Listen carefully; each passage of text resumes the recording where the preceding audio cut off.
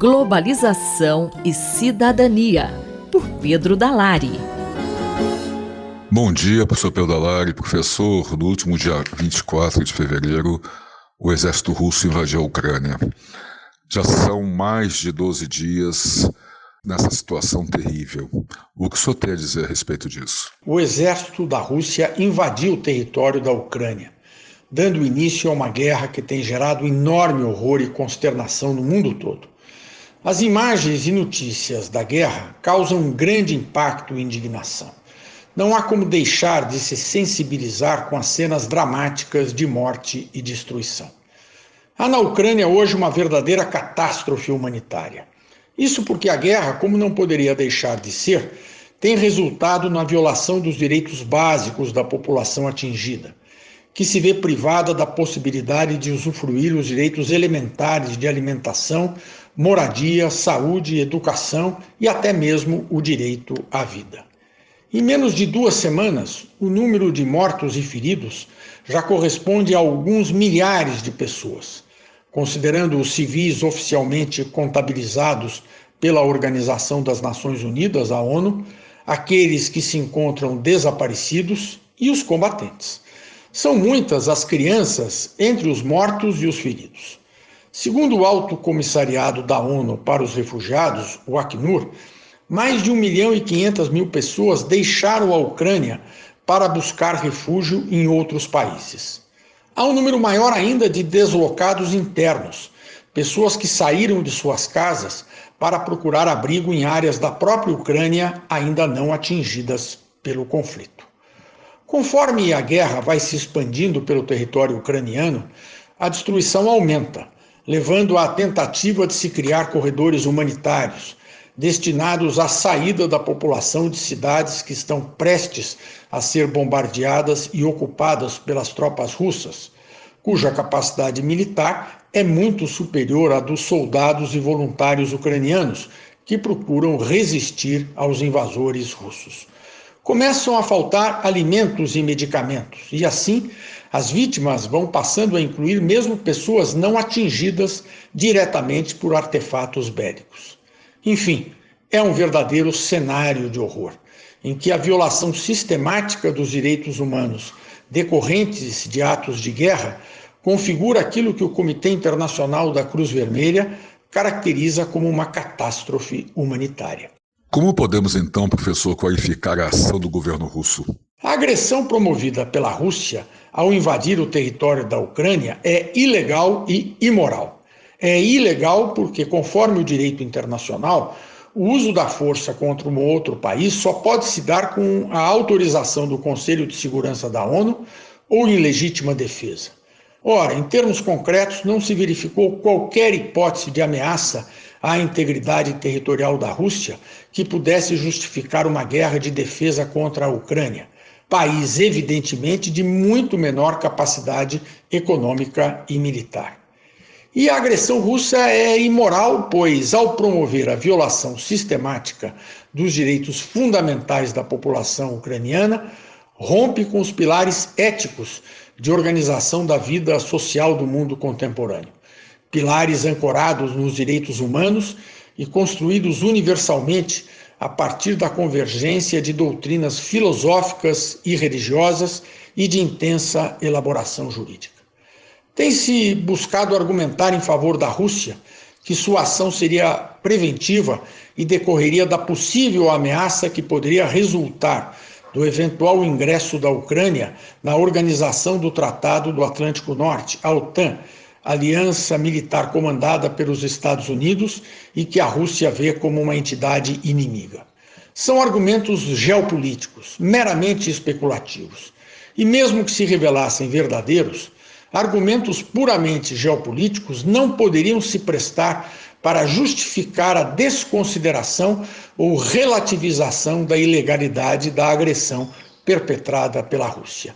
Essa agressão é um fato brutal, para o qual não existe justificativa legal ou moralmente válida. Esse foi o professor Pedro Dalari que falou com Marcelo Hollenberg para a Rádio USP. Globalização e Cidadania, por Pedro Dalari. Ética e Política, por Renato Janine Ribeiro. Professor Janine, uma operadora de caixa de uma farmácia em São Bernardo do Campo, em São Paulo, foi demitida por justa causa após elogiar Adolf Hitler por, abre aspas, matar pretos, fecha aspas. Ela recorreu na Justiça do Trabalho, mas perdeu. As ofensas foram ditas a uma mulher negra de 61 anos que trabalha no local. A conduta da empresa e da Justiça do Trabalho foi correta? A expressão de preconceito não está amparada pela liberdade de palavra. Liberdade de expressão é algo que surgiu no mundo. Por quê? Por algumas razões. Primeiro, as pessoas são diferentes. Segundo, a percepção de que quando você tem diferenças de opinião ou de concepção, a discussão entre elas permite chegar a algo melhor. A velha expressão da discussão nasce à luz. Então, o objetivo da liberdade de expressão é que diferentes formas de expressão venham à tona e que permitam chegar a um resultado melhor. É claro que isso não ampara a incitação ao crime ou a participação do crime, porque é bom dizer, palavras não são desprovidas de ofensa. Palavras são armas também. Você pode gerar resultados horríveis a partir de palavras. Por exemplo, o próprio nazismo. Ele começa com o Hitler, com o discurso dele antissemita e contra os eslavos e tudo mais, e depois vai resultar no quê? Vai resultar em 6 milhões de judeus, 20 milhões de eslavos, milhões de outras pessoas, incluindo ciganos, incluindo homossexuais, incluindo negros, exterminados em campos de concentração. Então essas palavras não foram inocentes. Então, quando alguém diz que Hitler fez bem por matar pretos, essa pessoa está propondo justamente um crime. Ela está elogiando um crime, elogiando um criminoso pelo crime que ele cometeu, e ela está prometendo um crime ainda maior. E note até que é uma coisa curiosa, quer dizer, Hitler matou menos pretos do que outras populações pela simples razão de que não havia tantos pretos na Europa. Mas, de qualquer forma, isso é um desrespeito extraordinário à faxineira mais idosa que trabalhava no local, e fora isso, em si mesmo, é um ato inaceitável, ética e criminalmente. Na sua opinião, a sociedade está conseguindo combater o discurso de ódio ou muito mais poderia ser feito? Quanto ao combate do discurso de ódio, eu acho que o Brasil está bem insuficiente nisso. Na verdade, nos últimos anos, aumentou a disponibilidade para o discurso de ódio. A situação política do Brasil hoje é uma situação na qual uma parcela da população se sentiu autorizada, até por exemplos vindo de cima, a dizer coisas odiosas sobre outras. Então, afirmar, por exemplo, que homossexuais teriam algo a ver com Satanás, afirmar que a vacina poderia gerar mudanças no comportamento sexual das pessoas. Muitas coisas desse tipo foram ditas que associam a ignorância e o ódio. E isso é uma coisa que não pode ser tolerada numa sociedade democrática. É justamente porque uma sociedade democrática que ela estabelece a palavra como um valor importante. A palavra é um valor importante, mas não é algo inofensivo, não é algo inócuo. Então a palavra é um valor importante para ser bem usada. Vou comparar com os remédios. Os remédios são feitos a partir de drogas. Essas drogas têm uma quantidade que pode ser usada e uma quantidade em que se torna perigosa. Não é à toa que algumas pessoas se suicidam ingerindo drogas em excesso. Da mesma forma, a palavra grega fármacon quer dizer remédio e quer dizer veneno. Tudo depende da quantidade. A palavra é assim também, depende do uso que você faça da palavra. Se eu fizer o uso da palavra para melhorar a discussão pública, é uma coisa. Se eu faço uso da palavra para promover o ódio ao outro, é totalmente diferente. O ódio de raça, o ódio de cor, o ódio de religião. Em suma, todas as formas de ódio que a gente tem visto aparecer e que infelizmente estão sendo mais toleradas do que deveriam. O professor Renato Janine Ribeiro conversou comigo, Valéria Dias, para a Rádio USP. Ética e Política, por Renato Janine Ribeiro. Observatório da Inovação, com Glauco Arbix. Professor Glauco, nosso tema hoje é assédio sexual. Bom dia, professor. Bom dia, ouvintes da Rádio USP. Bom dia, Cinderela. Apesar de todas as dificuldades que o país vive, que as universidades vivem, que a USP vive, é sempre bom a gente entrar num ano novo com a sensação de que a universidade se move, procura diminuir a violência, procura tomar atitudes e construir procedimentos, órgãos, instituições exatamente para coibir o aumento de arbitrariedades e de ataques, em geral violentos, contra nossos alunos e alunas. Queria falar explicitamente dos casos de assédio sexual, que atinge grande parte das nossas universidades, está presente, né, apesar de toda a sensação de racionalidade que a gente vive nas universidades, mas que ocorrem o tempo todo. E tem uma dificuldade muito grande de sobreviver, basicamente porque as vítimas dos ataques de assédio, elas nem sempre conseguem levar até o fim as suas denúncias, elas têm muita dificuldade, então elas ficam traumatizadas, não recebem, né, das autoridades e da universidade o necessário acolhimento, né, aquele abrigo que pode simplificar uma denúncia, nunca acabar com ela, com a situação de complexidade, mas essa situação tende a se modificar. Há várias iniciativas em curso, a Unicamp tomou e vem tomando já atitudes nessa direção, é extremamente importante, medidas que o Conselho Universitário tomou já um pouquinho antes da pandemia, criando o Serviço de Atenção à Violência Sexual, ajuda muito aqui.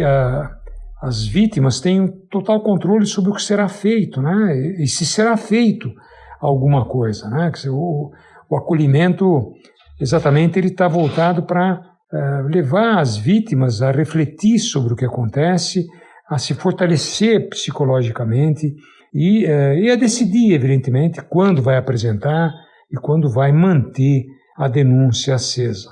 Há outros casos, inclusive, que acabam morrendo exatamente por conta da mudança de unidades de professores. Como não há registros, como não há bancos de dados confiáveis, o professor deixa uma universidade, aquele que cometeu, um professor que evidentemente que cometeu assédio contra uma de suas alunas, ele acaba mudando de universidade e com isso a denúncia acaba se esvaziando, que é um escândalo, né? O que é muito ruim.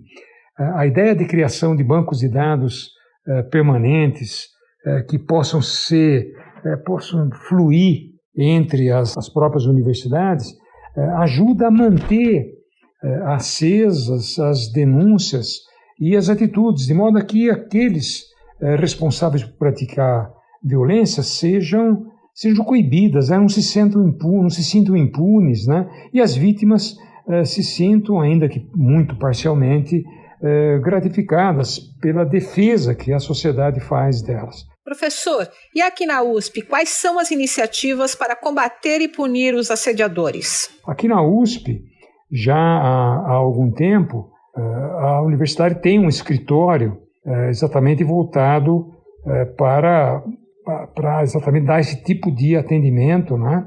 O escritório USP Mulheres, que já atua desde 2016. Há redes de pesquisadores, como por exemplo a rede coordenada pela professora Heloísa Buarque de Almeida, aqui da nossa FEFELESH, que na verdade essa rede procura manter vivas, ajudar, dar mais conforto. A rede Não Cala USP, né? Mais conforto para as nossas alunas que são atacadas, são violentadas numa situação absolutamente impensável, em especial dentro da universidade. Mais informações sobre inovação estão disponíveis no site Observatório da Inovação do Instituto de Estudos Avançados da USP, oic.unap.usp.br. Eu sou Cinderela Caldeira e conversei com o professor Glauco Arbix para a Rádio USP. Até a próxima semana. Observatório da Inovação, com Glauco Arbix. Reflexão Econômica, por Luciano Nakabashi. Professor, a isenção de impostos é uma boa medida para reduzir o preço dos combustíveis? Se a gente olha essa medida do ponto de vista econômico, são medidas artificiais para tentar segurar o preço de um bem que acaba impactando bastante no dia a dia das pessoas, seja no transporte de pessoas, transporte de cargas ou no transporte individual, né? No carro das pessoas, no veículo, na moto. Então isso as pessoas sentem diretamente. Então acaba sendo um preço que afeta a popularidade do presidente. Então quando a gente olha essa proposta, ela é de fato algo muito pensado para esse momento eleitoral, né? A gente está num ano eleitoral onde algumas medidas estão sendo tomadas pelo governo federal pensando nas eleições, né, do final do ano. Então são medidas, e essa se destaca nesse sentido, populistas, onde se tem um efeito no curto prazo, mostra que o governo está fazendo alguma coisa para auxiliar a população, mas quando a gente pensa num horizonte um pouco mais longo, são medidas que são muito negativas e que pode até no curto prazo piorar a situação econômica do país, né? A gente sabe que existe um problema fiscal no Brasil, onde a pressão por gastos acaba sendo muito grande e existe uma certa desconfiança do mercado em relação à capacidade do governo em manter controlada as contas públicas. Então, medidas adicionais que provoquem redução de receita ou aumento de gastos, sem contrapartida, vai acabar gerando um ambiente com mais instabilidade, mais incerteza em relação a essa capacidade do governo em manter as suas contas em dia. E isso pode causar fuga de capitais, né, reduzir investimento no país, a partir dessa fuga de capitais causar uma depreciação cambial que afeta a inflação. Fora que no longo prazo, né, essa trajetória crescente da dívida em relação ao PIB acaba gerando muita incerteza, acaba reduzindo investimento produtivo, o país fica menos atrativo aos olhos de investidores tanto de fora quanto de dentro do Brasil. Então, são medidas que acabam sendo negativas, né? Se a gente quer, de fato, construir espaço fiscal, né? Quer gastar mais, tem que construir um espaço fiscal antes. E sem contar, né, que a gente, olhando essas medidas, elas acabam tendo um impacto muito pequeno sobre o bem-estar das pessoas de fato, né? Vai ter uma pequena redução no combustível, isso as pessoas vão sentir no bolso no primeiro momento, mas acaba tendo um efeito muito pequeno. Além do efeito direto da redução de preço, a isenção fiscal pode ter efeitos indiretos? Então, quando a gente olha outros efeitos, se a gente vai lá e reduz, né, o preço dos combustíveis, principalmente os fósseis, isso tem, por um lado, um incentivo para que se consuma mais combustível e tem impactos negativos no meio ambiente. Então, a gente está favorecendo um tipo de consumo que é prejudicial para a nossa própria geração e para gerações futuras. E além disso, a gente está subsidiando aqui, né? Quando a gente vai lá e reduz o preço do diesel, um dos grandes beneficiários são as grandes transportadoras, não são os caminhoneiros individuais, né? Quem é dono da maior parte da frota no país? Se a gente reduz o preço do combustível, que seja só o diesel, se a gente for pegar as pessoas que têm carro a diesel, são os grandes veículos, caminhonetes, SUVs. Quem que a gente está subsidiando? A gente está subsidiando pessoas que têm condições econômicas favoráveis para comprar esse tipo de veículo. Então, é um tipo de política que aparece, as pessoas percebem essa redução de preço, só que o impacto na vida das pessoas acaba sendo pequeno e a gente acaba subsidiando aquelas pessoas que têm condições, grandes empresas transportadoras, pessoas que têm veículos grandes que usam diesel, que são caros. A gente está poluindo mais, estimulando mais a poluição do meio ambiente. Então é o tipo de política populista para conseguir angariar votos, mas que acaba sendo muito ruim para o país, tanto em termos econômicos quanto em termos de justiça social. O professor Luciano Nakabashi, da FEA-USP Ribeirão, conversou com Gabriel Soares para a Rádio USP. Reflexão Econômica, por Luciano Nakabashi. Decodificando o DNA, com Maiana Zates. Bom dia, professora Maiana. Vamos ao tema de hoje. Na coluna passada, falei do projeto Germina, que vai acompanhar 500 crianças por 1.000 dias a partir dos 3 meses. E entre os vários parâmetros que serão analisados nesses bebês, está a microbiota intestinal. Pesquisas recentes têm mostrado a importância da microbiota intestinal na nossa saúde, aquele conjunto de bactérias, vírus e fungos que convivem conosco em harmonia. Entretanto, uma questão interessante é quanto da nossa microbiota depende do ambiente e quanto depende da genética. Por exemplo, se eu evito comer determinados alimentos porque tenho dificuldade em digeri-los, isso é culpa da minha microbiota que não metaboliza bem esses alimentos, ou pelo fato de eu não comer esses alimentos, a microbiota que era responsável pelo metabolismo desse alimento desapareceu? Para tirar isso a limpo, resolvemos estudar trigêmeos e aproveito aqui para agradecer muito a colaboração dessas supermães que se propuseram a coletar a amostra de seus bebês por até 36 meses. A pesquisa, que foi realizada pelos nossos pesquisadores do Centro do Genoma e pelo grupo coordenado pelo professor João Setúbal, acaba de ser publicada na revista eScience. Por que trigêmeos? Foram 5 grupos de trigêmeos, todos nascidos de cesárea e que tinham uma característica muito especial. Eram resultantes de uma fertilização assistida, onde foram implantados 2 embriões. Acontece que um dos embriões se dividiu, e com isso havia em cada gestação um par de gêmeos idênticos e um terceiro gêmeo não idêntico. E essa amostra rara poderia nos ajudar a responder uma questão muito interessante em relação ao papel da genética na composição da microbiota intestinal. Como os trigêmeos compartilharam o mesmo ambiente uterino e um ambiente bem semelhante nos primeiros meses de vida, a nossa hipótese era: se a microbiota depende só do ambiente, os 3 gêmeos devem ter uma composição muito semelhante. Mas se depender da genética, os gêmeos idênticos devem ter uma microbiota mais semelhante entre si que o gêmeo não idêntico. A comparação entre gêmeos idênticos e gêmeos fraternos nos permite estimar a herdabilidade de uma característica, ou seja, quanto que ela é herdada. Se ela depende só dos genes, a herdabilidade será de 100%. Se depender só do ambiente, será 0%.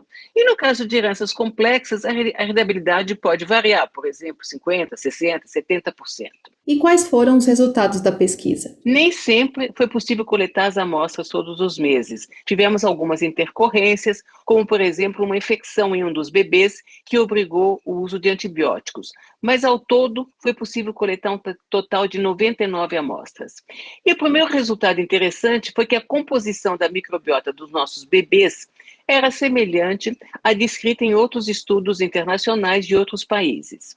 Isso poderia ser explicado porque a nossa alimentação é comparável à europeia ou porque a genética do hospedeiro tem um papel importante na composição da microbiota, independentemente do ambiente.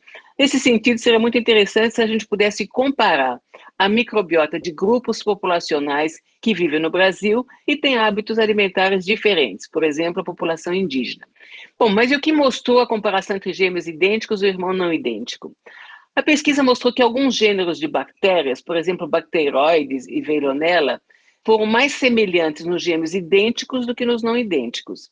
Entretanto, outros gêneros de bactérias não mostraram diferenças significantes entre os gêmeos, o que mostra que dependem mais do ambiente do que da genética. Repetir essa pesquisa com outros grupos de trigêmeos seria bem interessante, mas já sabemos que conseguir essas amostras não é fácil. E é difícil também controlar o ambiente com o desenvolvimento dos bebês. Quanto mais velhos, maior será a exposição a diferentes ambientes e alimentos.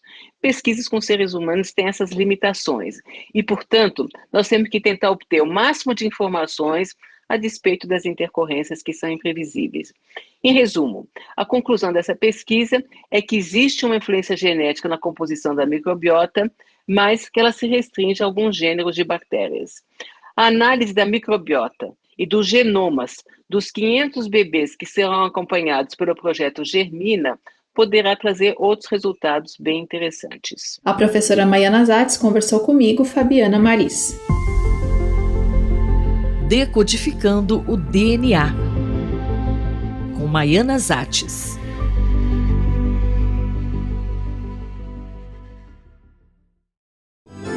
Bibliomania, por Marisa Midori.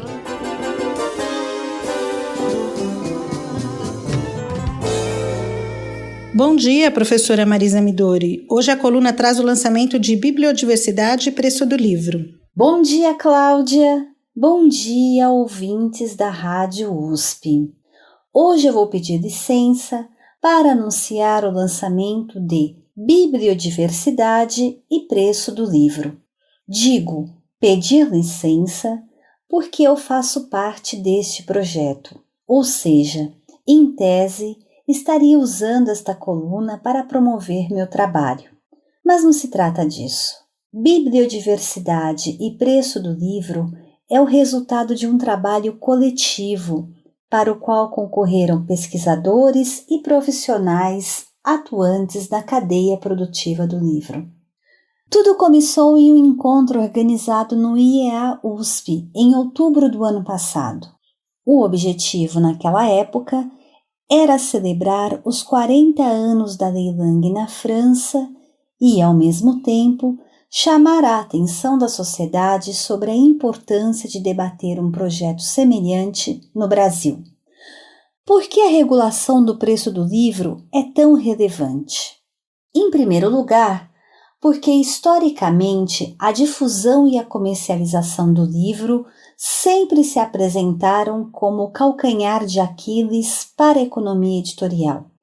É difícil fazer livros no centro-sul do país e escoar esta produção com um preço justo para todo o Brasil. E se a capilaridade é pequena, a tiragem cai, o preço unitário da edição sobe, a clientela diminui e isso vira um ciclo vicioso secular. Desde Monteiro Lobato, o problema foi equacionado com estas mesmas variáveis. Então, quando falamos em regulação do preço do livro, necessariamente estamos abrindo este debate para a questão da bibliodiversidade, reconhecendo que a palavra comporta muitos significados. Para os nossos ouvintes compreenderem do que se trata a lei, eu pergunto: o que o projeto de lei do preço único ou Lei Cortês propõe de modo concreto?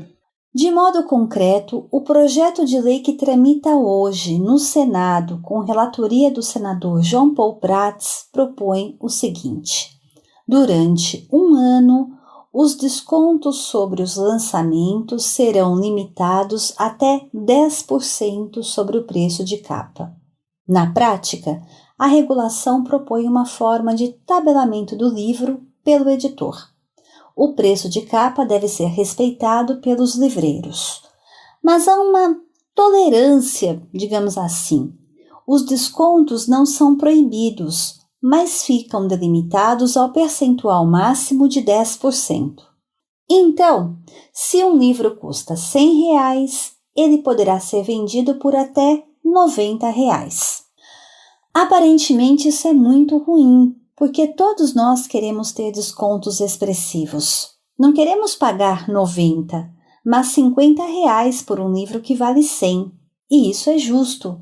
Mas a questão é a seguinte: será que o livro que hoje custa R$100 não poderia, na verdade, custar R$70 ou mesmo R$60 se houvesse a regulação do preço? O preço de capa é determinado por uma série de fatores e a tiragem é um deles. Quanto maior a concorrência entre as livrarias, quanto maior o número de pontos de venda, quanto maior for a capilaridade do comércio livreiro, maior será a tiragem. Então, e este é apenas um dos aspectos que podem ser levantados, e há estudos europeus que comprovam o que eu digo, a regulação do preço tende, a médio prazo, não apenas a melhorar as condições de produção e venda dos livros, mas também a provocar uma redução do preço de capa. Podemos continuar esta conversa. Espero vocês na Livraria da Tarde, em São Paulo, no dia 9 de março, quarta-feira, a partir das 18 horas. Muito obrigada. A professora Marisa Midori conversou com Cláudia Costa. Bibliomania, por Marisa Midori.